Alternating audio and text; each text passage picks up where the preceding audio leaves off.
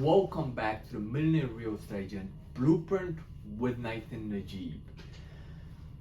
One of the things that makes the best agent or separates the best from the average is this one word I spoke about in the past.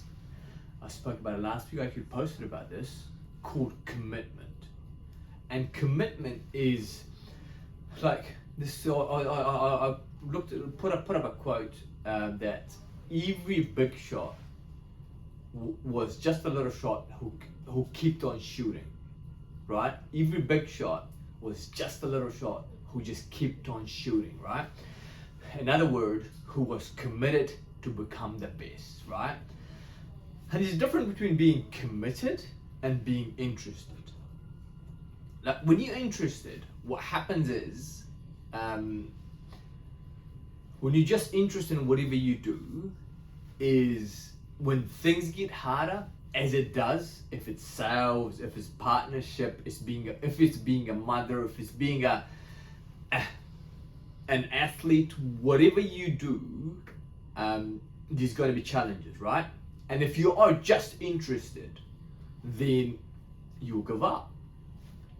An athlete, for example, you want to go a really early morning run. You're like, you know what, I can't be bothered today, it's a bit too cold, it's raining, it's snowing, or whatever it may be, or I'm just too tired, right? I had a friend of mine, Jack, I run with him early in the mornings, and he's got beautiful kids, and he was telling me, he came and picked me up. On the way, he runs up to my place, and then we run back down to his place, and I drop him off, I could run back up my house. And he was telling me, in the last 2 days, he's been running on 5 hours sleep, right? Because he's got kids, right? He's a committed father. And then he's committed also when he runs with me. He wasn't gonna call me and say, hey, you know what, Nathan, I can't come and run with you today, right? So when you're interested in whatever you do, if it's sales, if it's being a husband or being a wife or a partner or a mother or an EA or an assistant or whatever it may be, or just an athlete, then you're like, you know what, I can't be bothered, it's just getting too hard, I'll give up, right? But the difference between interested and committed is when you burn all the boats. So you burn the boats, there's no way you're going back until you achieve what you are after to achieve, right? So committed and interested, you got to separate the two, right?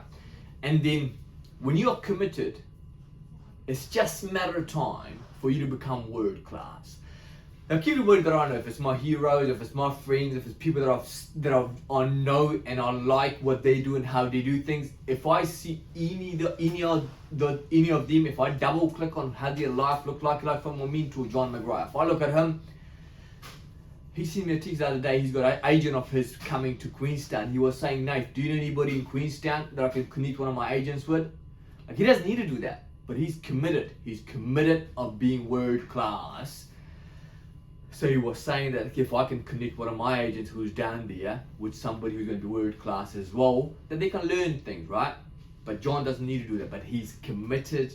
And I've seen John, I've seen Phil, I've seen Michael, and I've seen anybody who has got to somewhere. They're all committed, okay? So commitment is the most important thing. If you're interested, things are going to get harder as it is now. Things are getting harder in real estate. Like when I got into real estate, it was 2007, 2008. The peak was just about almost kind of similar kind of market.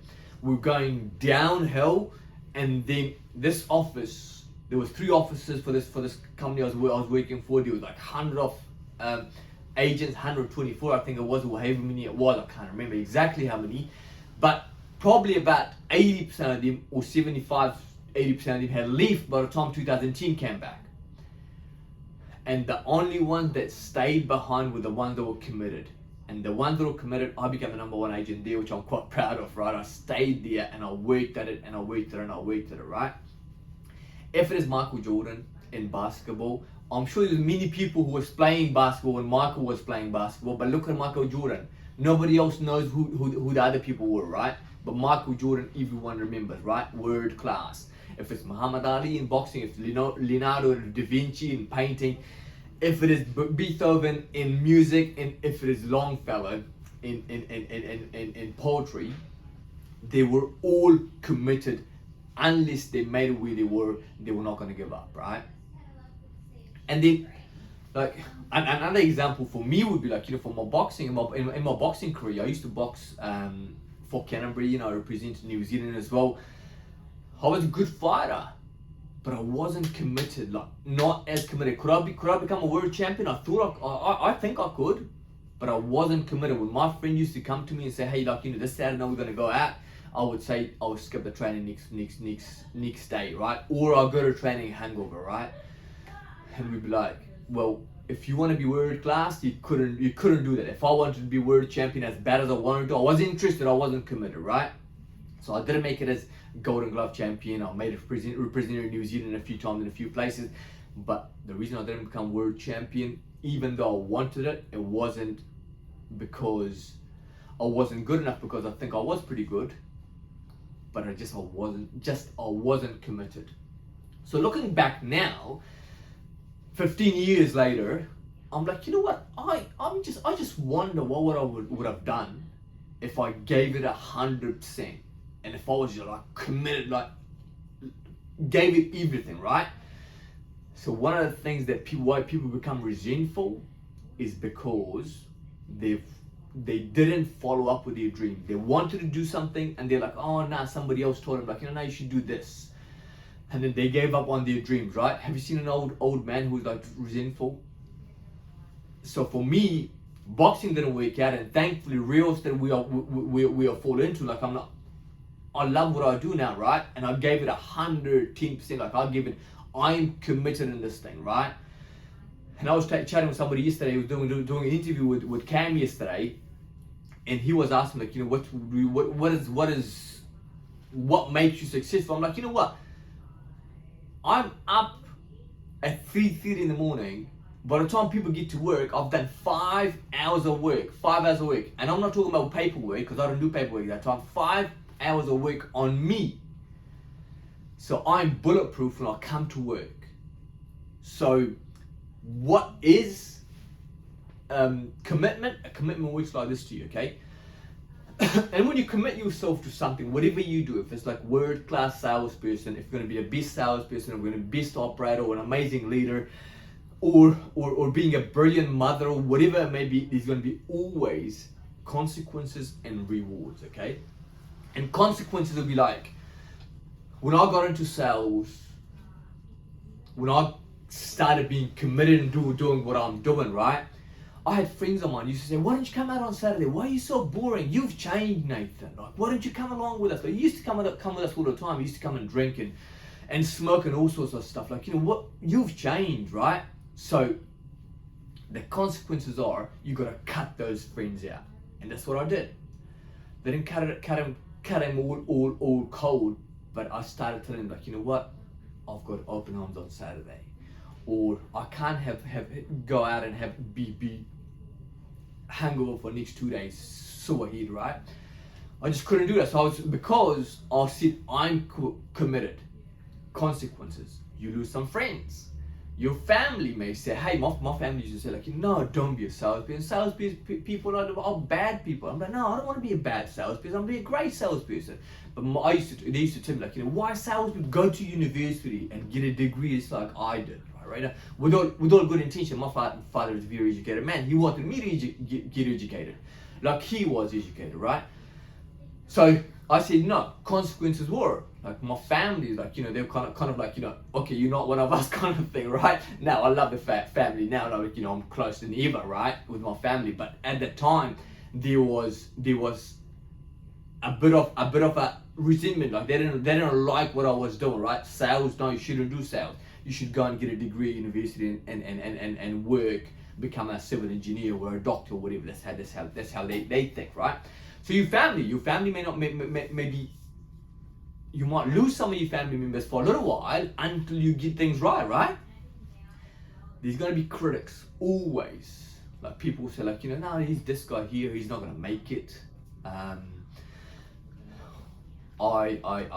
I don't think he's trying so hard, but I don't think he's gonna make it. Maybe your partner makes it. Like, you know, you're crazy. Why? Like, you know, where is the next pay? Where's it coming from?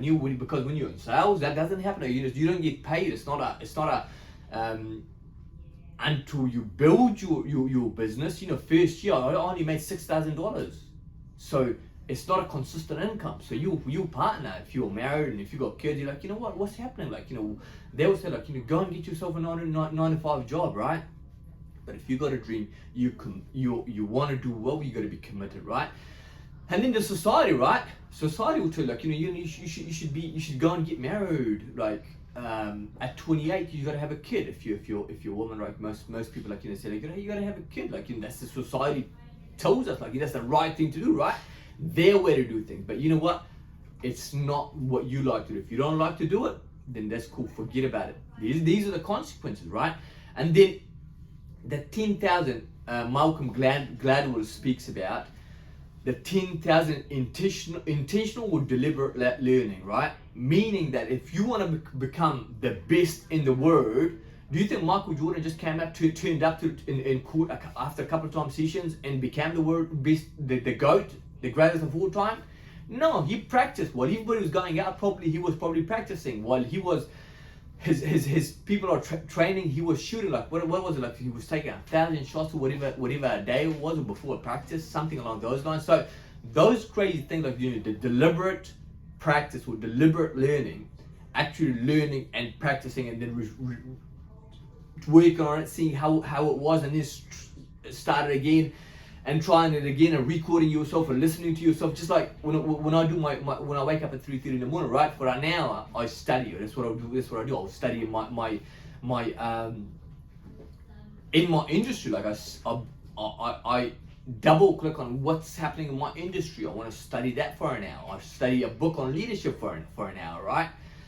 So that 3 hours a day, in 10 years, it takes 10 years to become an expert in anything. The sacrifices, a lot of reading, big library, no TV in my case, or very little TV, no social media. So all those things are hard, but here are the rewards.